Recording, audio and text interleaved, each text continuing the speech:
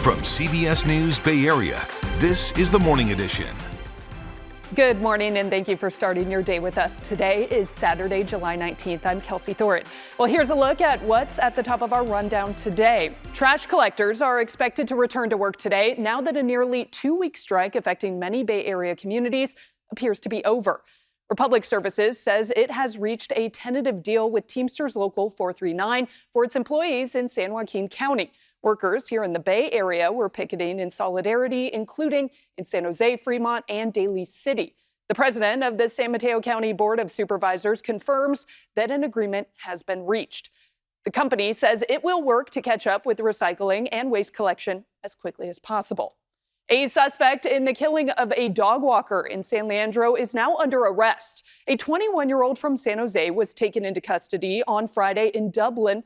That followed the incident late on Thursday night when a woman walking with her boyfriend and 2 dogs was shot and killed. Police say the boyfriend and dogs were not hurt. A motive for the shooting is still unclear. This is San Leandro's 3rd homicide of the year. The San Jose district attorney is charging a suspected drug dealer, Philip Ortega, with 2 counts of murder in connection with the overdose deaths of 2 children exposed to fentanyl. One was in May of 2023, the other in August of the same year.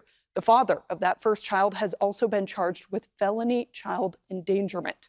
Okay, let's go to weather with meteorologist Zoe Mitz. Zoe, we've been talking a lot about the fog and the cooler weather. I know you said, what was it? No sky, July? Yes. You got something for every month. Yeah. I don't really like that one as much. I was hoping for like more sky, July. But I wish. No, I mean, next up is August. So oh my gosh. Okay. When do we get the relief? September, October. Those are the warmest and the sunniest months in the Bay Area. Yeah, you just got to get something to rhyme with October. Yeah, hot-tober. Oh!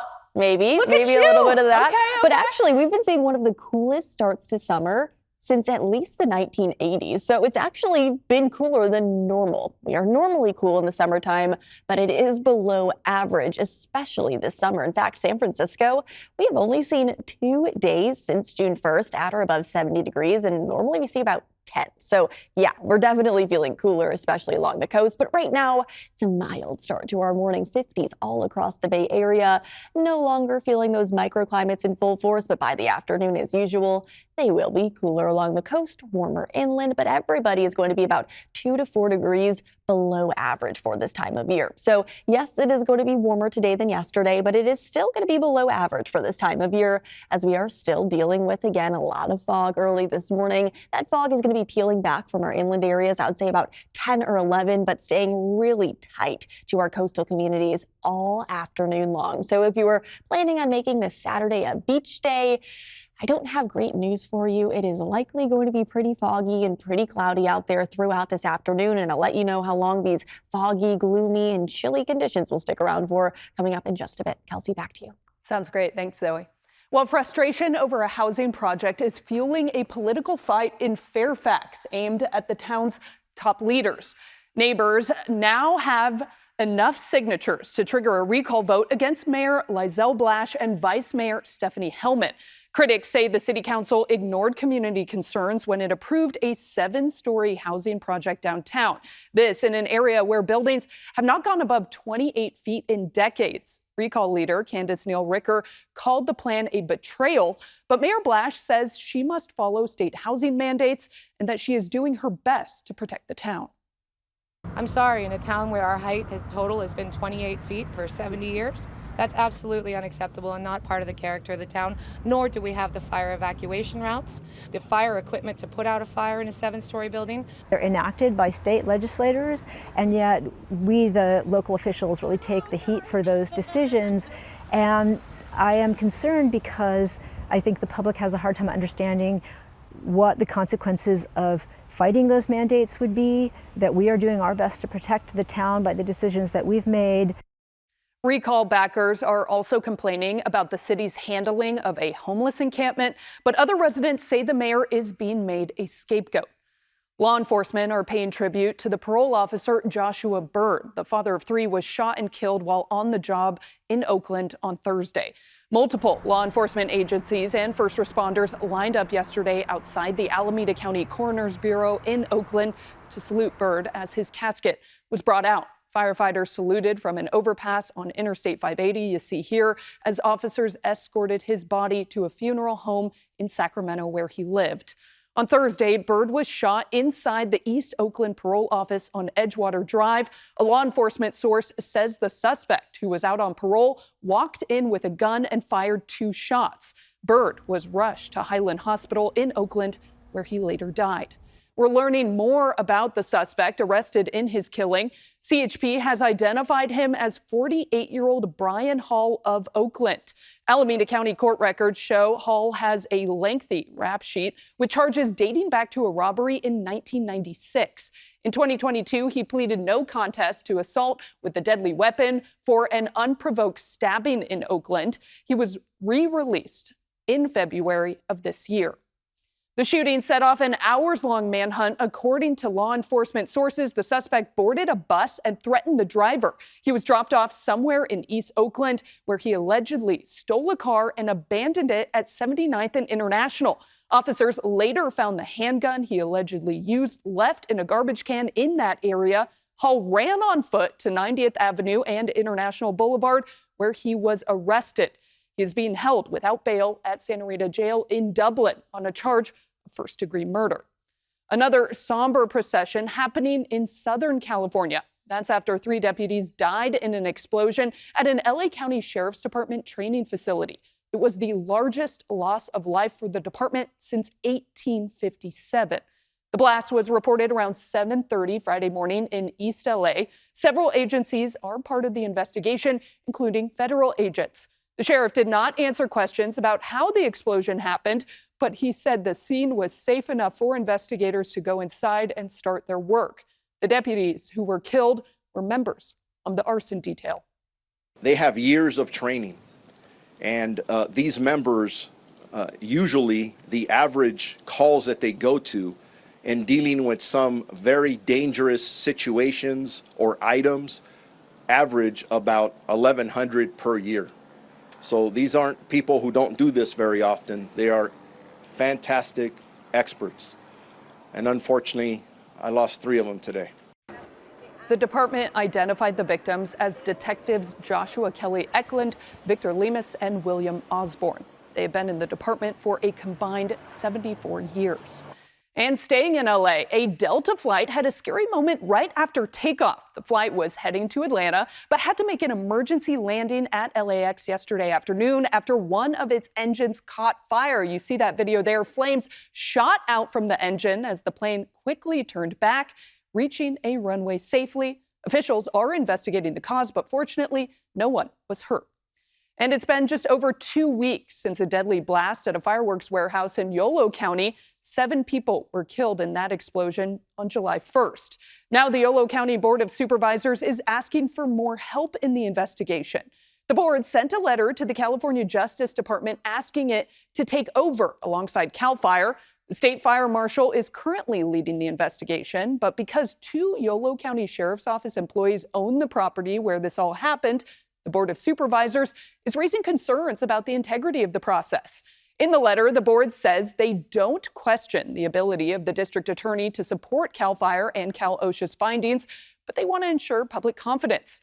The sheriff's lieutenant and his wife own the property where the explosion happened. They're on administrative leave. The state fire marshal says the California DOJ is already assisting, but he believes the board wants the attorney general rather than the county to prosecute any potential crimes. We have been working side by side here with the DA to make sure that, again, prosecution can occur if warranted.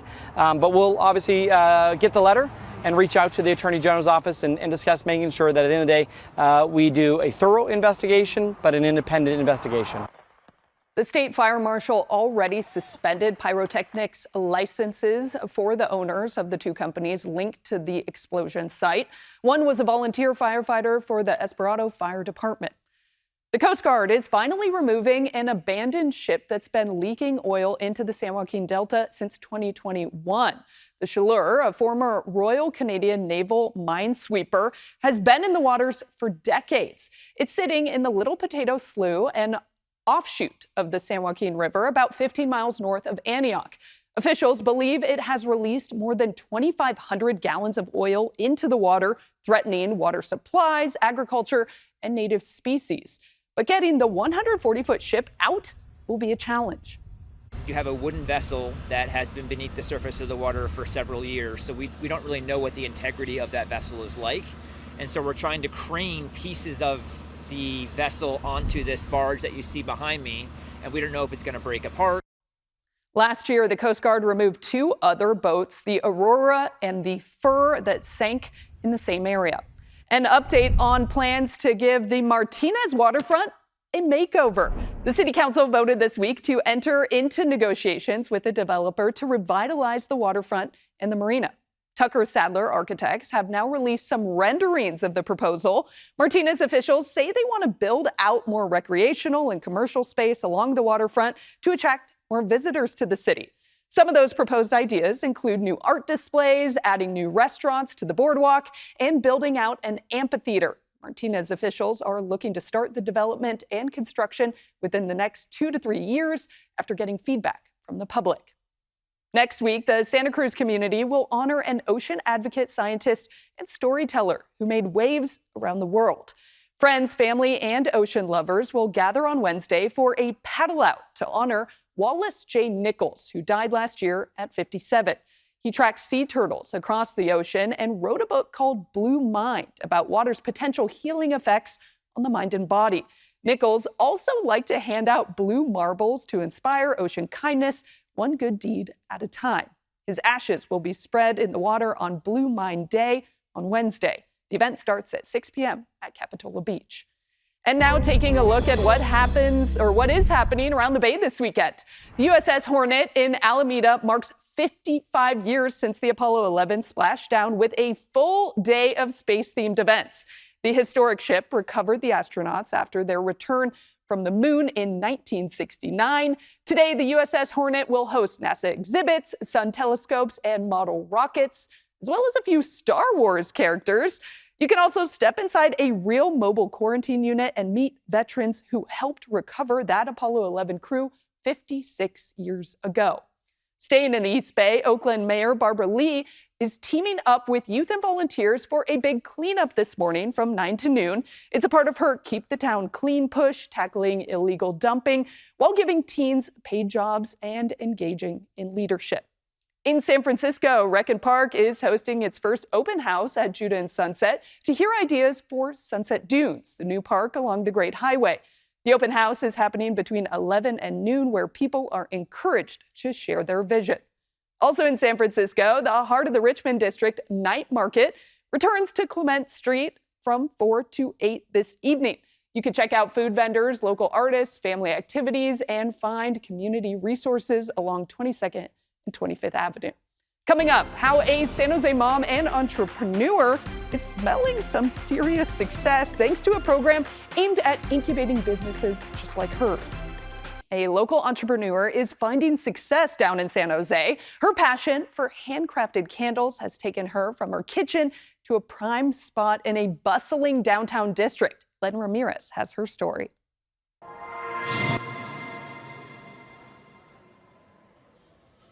And then I'm going to pour some wax. I'm going to turn around right here. For Marcelina Castro, it all began with wax, I can eyeball it pretty good now. a wick, and a will to succeed. Someone special ordered this. Today, she's the owner of her own brick and mortar store in a prime downtown San Jose location, showing what can happen when you combine a love for fragrance and a vision that refused to stay small. This has been such an amazing door opening to me, and I'm blessed that I'm here. It was 2018 when Marcelina poured her first candle in her own kitchen while still on maternity leave. By 2020, she was selling them at pop-up events. We were there last year when she moved into a shared retail space as part of San Jose's Moment program to activate vacant storefronts on El Paseo de San Antonio. And today, she's the proud owner of Miji Serra Candles, which just moved into the popular San Pedro Square Market. Now that I had that small storefront, I was like, okay, maybe it's time to venture out. That dream was only supposed to be for a short while, and it gave me the confidence that I needed and the support I saw from the community and how people were responding. It was what kind of pushed me to move forward to my own small location. Her candles are popular, selling well and shipping across the country. And now she's expanding into soaps and custom scents, all handcrafted with care.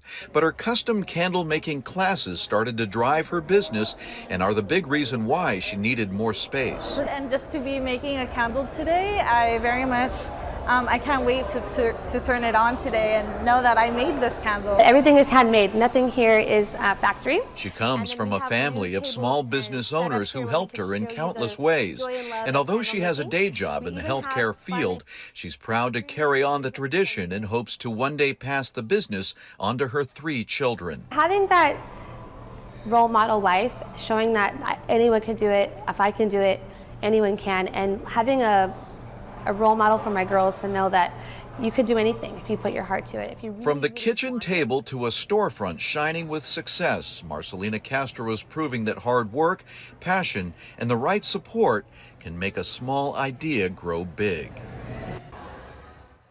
Well, Marcelina named her business after her children, Miji for Mia and Gianna. You can visit Miji Sarah Candles in San Pedro Square or browse through her collection online. You know, Zoe, it might be a good time to go down to San Jose, check the candle place out. Yeah. It's a little warmer down there than it is up here. Yeah, if you want to soak up some sunshine and actually feel like summertime, like the rest of the country does, head inland. If you want to enjoy all of the glory of the fog in the Bay Area and the cooler weather, stay closer to our coastal communities. But everybody is seeing the fog early this morning. It really just depends on if you're in the highest elevations, like on top of Black Mountain, the probably only place that we're actually seeing beautiful weather to kick off our day. Most of us, like if you live in the Santa Clara Valley, and most of us who live in the lower elevations of the Santa Cruz Mountains, it's foggy. But really, again, it's not going to last much longer than the next couple of hours. Santa Clara Valley communities, plenty of sunshine this afternoon. Winds anywhere from 20 to 30 miles an hour. They will be picking up tomorrow, though, as a storm system moves closer and closer to us here in the Bay Area. So there is going to be a cool down, windier weather, and a little bit more fog and cloud coverage on the way. Although this morning there is quite a lot of that fog and cloud coverage, so I don't really expect too much more than this as we step out into next week in the morning hours, but it's going to take longer for the fog to peel back by the afternoon hours next week. So that's going to be the biggest difference. But either way, this morning it's foggy out there. Everybody's going to continue to see the cloud coverage peeling back. I would say inland areas at 10 or 11 will be your best chance of beginning to see more sunshine. But if you live along the coast, you're not going to be seeing much sunshine today, especially if you live on the western half of San Francisco. It's going to be cloudy out there, and you're going to be seeing those high temperatures. Definitely cooler than our inland communities. Those microclimates continuing to be in full force. Low 60s directly along the coast. It'll be in the mid 60s here in San Francisco, 70s by the Bay and in our North Bay communities, and then mid to upper 80s the farther inland that you go. This is going to be about 2 to 4 degrees below average for this time of year, but still a degree or two warmer than what we felt yesterday across our inland East Bay and down into the Santa Clara Valley. And enjoy the slightly warmer weather today and into tomorrow, because again, there is a cool down on the way. There's actually a storm system that's currently forming just off the coast of Alaska. It's going to follow the coast of Canada and then push farther south, begin to impact us here in the Bay Area. This little line of cloud coverage, that's known as a cold front, and that's definitely going to usher in cooler weather. You can also see it just by looking at those temperatures. That blob of dark green and blue signifies the cooler conditions, and again, spreading along the entirety of the northern half of the west coast of the United States, but especially funneling in to us here in the Bay Area. It is definitely going to be cooler along our coastal communities, and then the Central Valley of California still feeling the heat. So again, those microclimates especially in full force if you head down into the Central Valley of California. But again, in the Bay Area, everybody is going to be feeling much cooler weather. It kind of is interesting. On Monday afternoon, you can see that frontal boundary cutting the Bay Area in half, cooling down the northern half of the Bay Area, while the heat is still going to be on down into the Santa Clara Valley. Again, really, really interesting to see the impact of that storm system that's heading our way. Again, it will be arriving on Monday. However, we aren't expecting it to go anywhere by the time that we step out next week. We're going to be seeing those well below average conditions sticking around Monday through Friday, along with a good amount of winds, a good amount of cloud coverage, especially compared to what we're feeling this weekend. So again, sunny skies, enjoy the seasonable heat this weekend while you can. Back to you. Coming up in sports, a Bay Area star not named Steph Curry wins the three-point contest, and the second half of the baseball season has officially begun, but it looked eerily like many of the games in the first half of the season for the Giants. Sports is coming up. The Giants, fresh off the All-Star break, started their second half of the season in Toronto on Friday. On the mound, Justin Verlander, and he has some history there. Last time he started in Toronto, he no-hit the Blue Jays back in 2019. But in 2025, the Blue Jays would get the better end of Verlander. Toronto did their damage in the second inning, starting with this base hit to right field from Joey LaPorfito. The Jays up 1-0, and it just keeps getting worse for Verlander. Two batters later, gives up a 2 RBI double to Will Wagner. Toronto takes a 3-0 lead. Verlander finished the day giving up 9 hits, 4 earned runs in less than 3 innings pitched. Still no wins as a Giant, but the offense did him no favors. The Giants were 0-9 with runners in scoring position and would go on to lose their first of 3 games, 4-0. They'll look to bounce back today with ace Logan Webb on the mound. Early this morning, a bat caused some chaos in the broadcast booth for round 2 of the British Open. Kevin Kisner just sinks in his chair and watches this whole thing go by.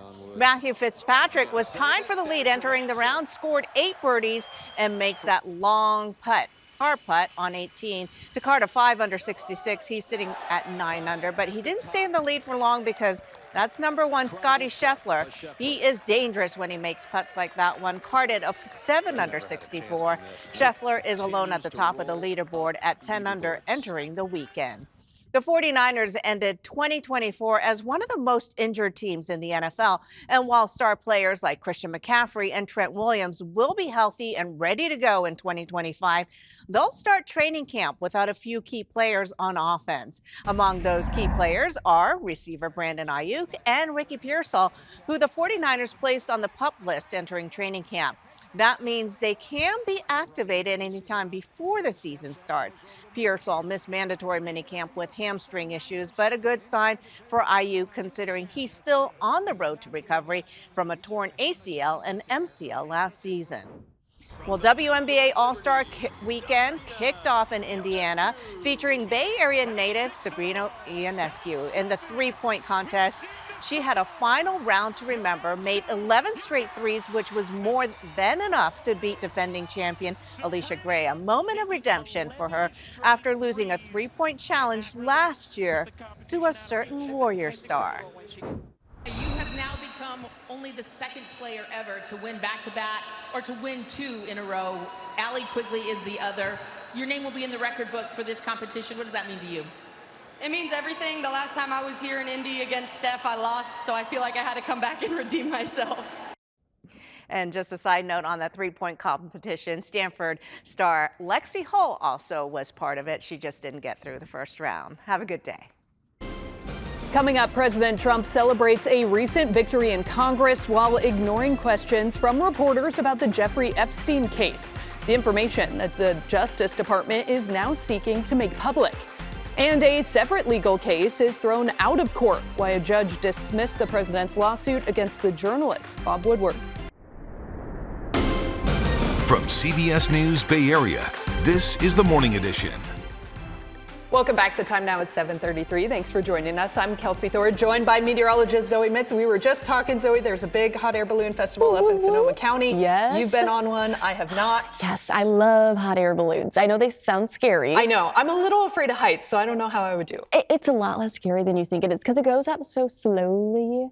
Sure. And it's so beautiful up there, and the winds are calm. You can only go up when the winds are calm. So okay, that makes me feel better. It has to be a quiet and kind of a peaceful ride. And luckily, the winds are calm this morning for anybody that has planned on heading out to the Sonoma County Hot Air Balloon Classic. It already started this morning. I think those hot air balloons have already taken off. Tomorrow morning, it's honestly going to be even nicer than this one because if it's too foggy out there, the hot air balloons are not able to take off. And if it's too windy, they're also not able to take off. So in Sonoma, I don't think the fog is nearly as low-hanging or as visibility concerned as what we're seeing here in San Francisco. Mid to upper 50s, though, all across the Bay Area. Dress in layers because by the afternoon hours, we will be warming up. Tomorrow morning is actually going to be a bit cooler than what we're feeling this morning. But the good news is it's also going to be less cloudy up in Sonoma. So that's good news. If you're planning on heading out tomorrow to the Hot Air Balloon Classic, honestly, it should be kind of a nicer morning, albeit slightly chillier. By the afternoon hours, we are still going to be a couple of degrees below average, but also a couple of degrees warmer than what we felt yesterday. And the warm weather is going to stick around into this upcoming weekend. Well, relatively warm. It is all relative this time of year, but it's not going to last for long. So I highly suggest everybody enjoys the upper 80s to maybe even mid 80s, kind of depending on where you're located this afternoon inland, because again, it is going to be cooler by next week. I'll let you know how cool it's going to get and when coming up in just a bit. Back to you. Perfect. Thanks, Zoe. Well, the Justice Department is asking a judge to unseal grand jury transcripts in the Jeffrey Epstein case. This comes almost 2 weeks after a DOJ and FBI memo said the convicted sex offender did not have a client list and that no other information would be made public. President Trump tried to push aside the controversy last night by celebrating his recent legislative victory. CBS News' Wendy Gillette reports. President Trump welcomed Republican senators to a dinner at the White House to celebrate the passage of the One Big Beautiful Bill Act. We delivered the largest tax cut in American history, the largest spending cut in American history, the most deregulation in American history. Mr. President, did you send that letter? Earlier, he ignored questions from reporters about a Wall Street Journal report alleging he wrote a birthday note to Jeffrey Epstein in 2003 that included a hand-drawn sketch of what appeared to be a nude woman. The Journal reports the letter said in part, "Happy birthday, and may every day be another wonderful secret." Trump said it was fake, writing on social media, "These are not my words, not the way I talk." And he announced a lawsuit was filed against those involved in the story. I call it the Epstein hoax. After pushing back on calls from Democrats and many supporters this week to reveal more about the Epstein case, the president ordered new disclosures of information. Federal prosecutors complied yesterday, asking a judge to unseal grand jury transcripts from both the Epstein case as well as the one that led to the conviction of his partner, Ghislaine Maxwell. Judges in both cases will ultimately decide how much of the grand jury documents should be released. Trump supporter Stephen Taylor, who lives in Western Pennsylvania, says he wants to see more. We put you in office. You ran on this platform. You offered it. We didn't ask for it. And now we want it. We demand it. Meanwhile, the administration's purge of federal government jobs will continue, with the Environmental Protection Agency saying it will eliminate its Office of Research and Development and fire hundreds of scientists. In a separate legal battle, the president took a swing at journalist Bob Woodward over recordings from his previous time in office. But a judge says the case does not hold up. Trump sued Woodward and publisher Simon & Schuster for nearly $50 million. The president accused them of using interviews without his consent in the 2022 audiobook, The Trump Tapes. But a judge tossed the case out on Friday, saying Trump failed to show he co-authored the book or held any copyright. Woodward based the audiobook on 20 recorded interviews during Trump's first term. The court says Trump can try again, but that he is unlikely to prevail. A major prisoner swap has unfolded, freeing 10 Americans held in Venezuela in exchange for more than 250 Venezuelan migrants imprisoned in El Salvador. The U.S., Venezuela, and El Salvador completed a complex deal after months of negotiations. Venezuela had detained the Americans for allegedly plotting against the government, but the Trump administration had sent hundreds of Venezuelan migrants to a notorious prison in El Salvador, labeling many as gang members. Now the migrants are back home, and the Americans are on U.S. soil after landing late last night in San Antonio. Coming up, it may not look like much right now, but we'll meet the neighbors in Oakland who want to transform this neglected lot into something more appealing. I think Oakland's a great place to live, and I think it has a lot of corners that need some love. Well, a group of Oakland neighbors are working to transform a neglected lot into a vibrant native garden that will support bees, butterflies, and community well-being. Organizers say they've already gotten Caltrans approval and are now raising money. They estimate, though, they need about $30,000 to fully realize the garden's potential. This would all be happening at 54th and Shattuck in an often overlooked portion of North Oakland. Leaders of the project tell Max Darrow they got tired of waiting around for someone else to create the beauty they want to see in the town. When Vincent Kitarachagarn looks at this dilapidated, overgrown vacant lot at 54th and Shattuck in Oakland, he calls a spade a spade. This corner's always kind of been, neglected. It attracts illegal dumping. There's always graffiti here. But he also sees possibility and thinks of the famous Louis Armstrong song, What a Wonderful World. He goes, I see trees of green, red roses too. I see them bloom for me and you. And that's really what I want here. We need more beautiful public spaces in Oakland, and this should be one of those spaces. So he and neighbors are now working to turn that idea into reality by transforming the lot, which is owned by Caltrans, into a community pollinator garden. And this is what that vision looks like. We're going to keep those redwood trees because they're a great part of the space right now. And we're going to create a bunch of pollinator plants around it with a walking path, as well as areas for seating. And so you're going to see this completely transformed. The hope is that it will help alleviate problems with illegal dumping and blight, a problem many people in the town want to see fixed. The quality of life has declined in Oakland, it feels like, significantly in the last 5 years or so.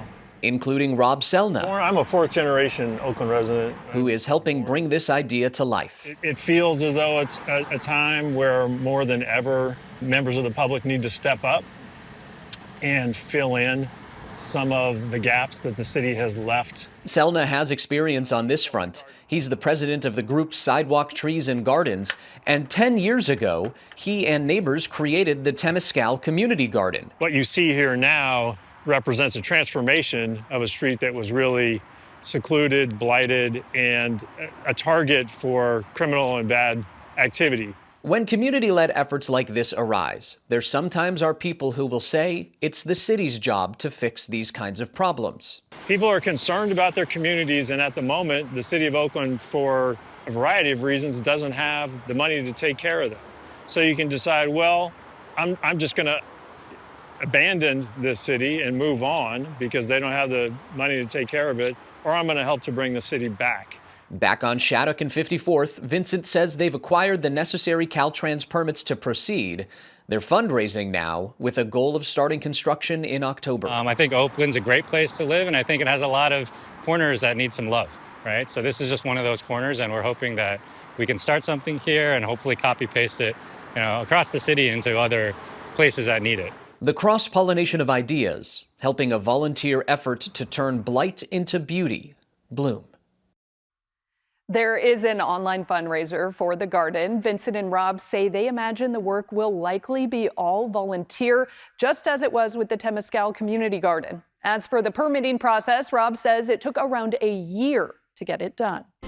Coming up, he's a homeless advocate like no other. He actually gives up his own bed to let someone come in from the cold. Meet our latest Icon Award winner after the break.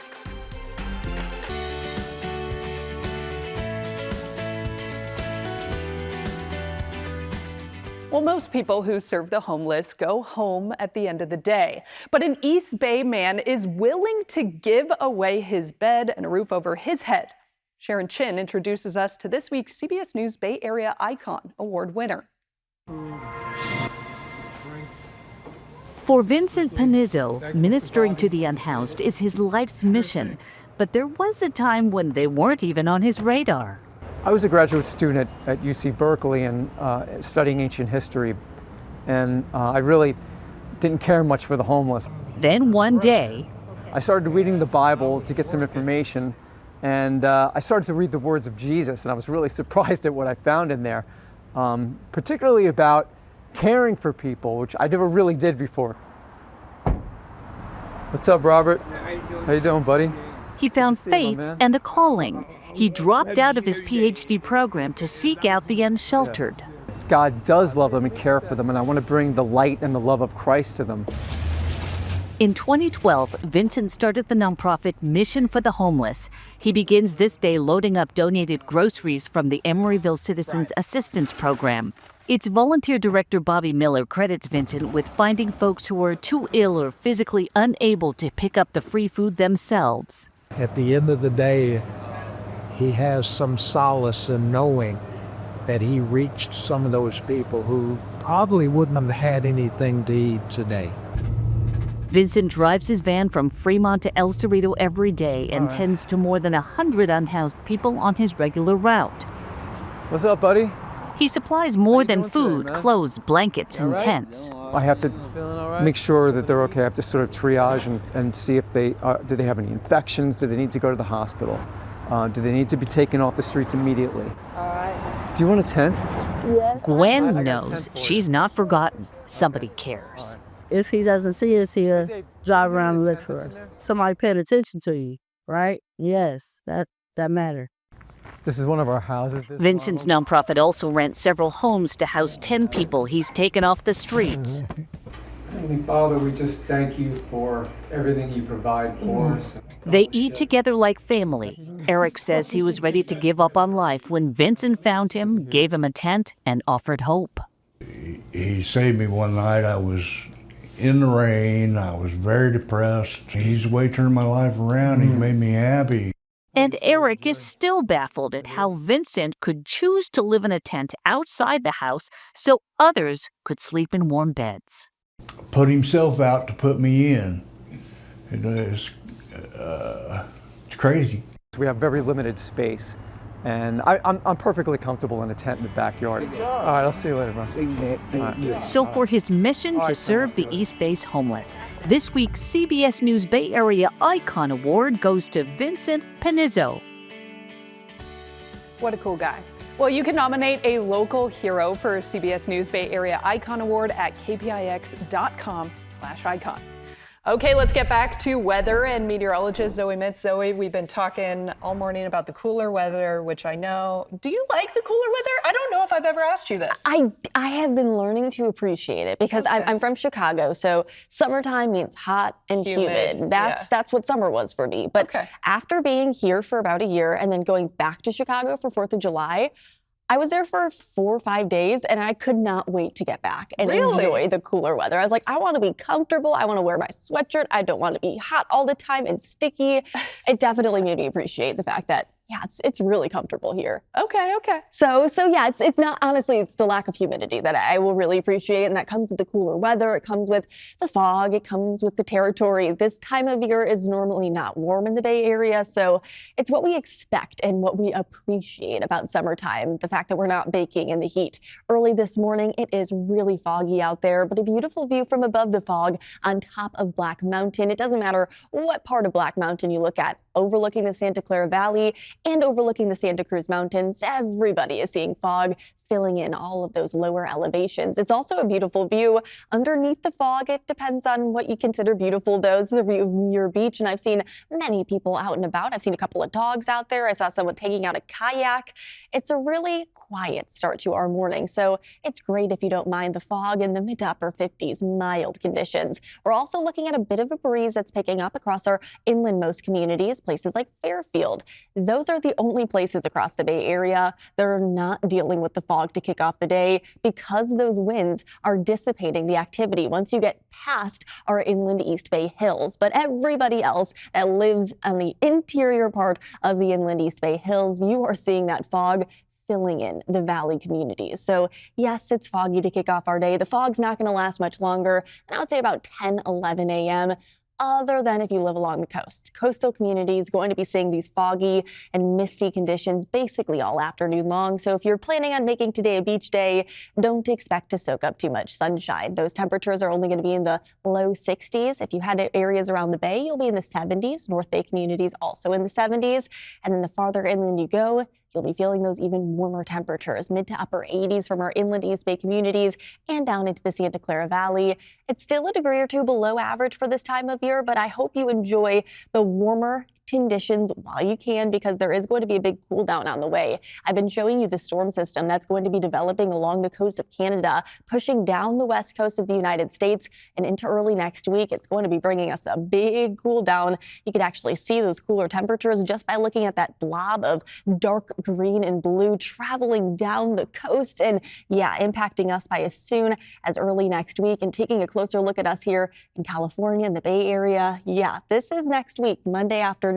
That cold front will be cutting the Bay Area in half, bringing much cooler conditions along the coast and across the North Bay. There's still going to be a little bit of heat sticking around our South Bay communities, but either way, it is definitely going to be a lot cooler and a lot of a big pattern change that's on the way starting Monday. Those winds are going to pick up. That's going to increase those cooler conditions that are going to be ushered in there, and it's also going to increase our cloud coverage as well. That storm system sitting off to the north, and again, ushering in the cooler weather starting Monday, but it's going to be sticking around all next week as that low pressure system just sits off the coast of California. And again, really brings us those much cooler conditions inland, upper 70s to low 80s. Cooler is all relative this time of year, though, and it really is only those inland communities that are going to be seeing those roller coaster of conditions. The coast is going to be sitting in the low 60s each and every day with quite a lot of fog that's going to be sticking around, looks like at least through the end of July. Back to you.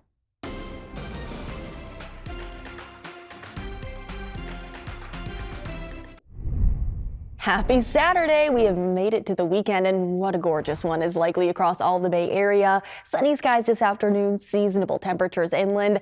Get ready for a cool down, though. That's going to arrive starting Monday of next week with cloudier, windier conditions that are going to stick around likely through the end of July. That's what our long range models are pointing at. But it's really only those inland communities that are really going to be feeling more of that big cool down. Areas around the Bay going to be sitting in the upper 60s to low 70s each and every day of the next 7 with early morning fog giving way to afternoon sunshine. But if you live along the coast, expect those low 60s and foggier conditions to stick around at least through the next week. We love that. Yeah, some of us do. I'm holding on to hope one day it'll be warm in San Francisco. Just wait for September. Okay, I guess I can. Okay, well, this is a fun one, guys. Calling all marsupial lovers. One San Francisco wildlife rescue group is looking for foster parents during baby possum season. Yes, the Yggdrasil Urban Wildlife Rescue is asking for volunteers to care for orphaned opossums for at least 1 or 2 months if they can. The organization says volunteers would need enough space in their backyards for an enclosure to help the animals acclimate to their surroundings. The director told us more about what the wildlife rescue is looking for. We're not asking for people to adopt them as pets. These are wild animals. And so they need a little bit of time in a backyard where they can learn the sights and sounds and experiences of living in a wild environment in an enclosed space where they're safe. The Wildlife Rescue says volunteers will also help release the animals when they're ready. If you're interested in fostering a possum or other wild animal, you can fill out an application on their website, yuwr.org/volunteer. So, Zoe, here's the They're thing. super cute, I think. I have a backyard. Yes. I can guarantee if my wife Heather knew about this, she would want to adopt a possum. Why don't you tell her about it? But the woman there said you can't keep them, and I know Heather would want to keep them. Then we'd have a whole clan of possums in our backyard. It'd be a whole thing. I mean, I think it might be a good idea. I think I might have to give her a little text and say, hey, maybe there's some opossums you could put in your back. I don't have a backyard, or else I would totally do it. Have you ever seen an opossum in person, like just in the wild? Oh, yeah. I mean, they stop. And they play dead. They play dead. They're so cute, I think. I would love one if I had a backyard. I always forget that they're marsupials. Yes. Which is crazy. Yeah, it's like a koala, right? Yeah, or a kangaroo. They store their babies in like little pouches. Oh my gosh. Yeah, really interesting. We're like Australia. Okay, well, thank you guys so much for watching KPIX News this morning. Do not forget the news continues all day on CBS News Bay Area. We'll be back here tomorrow morning at 6 o'clock. Enjoy your Saturday, everybody.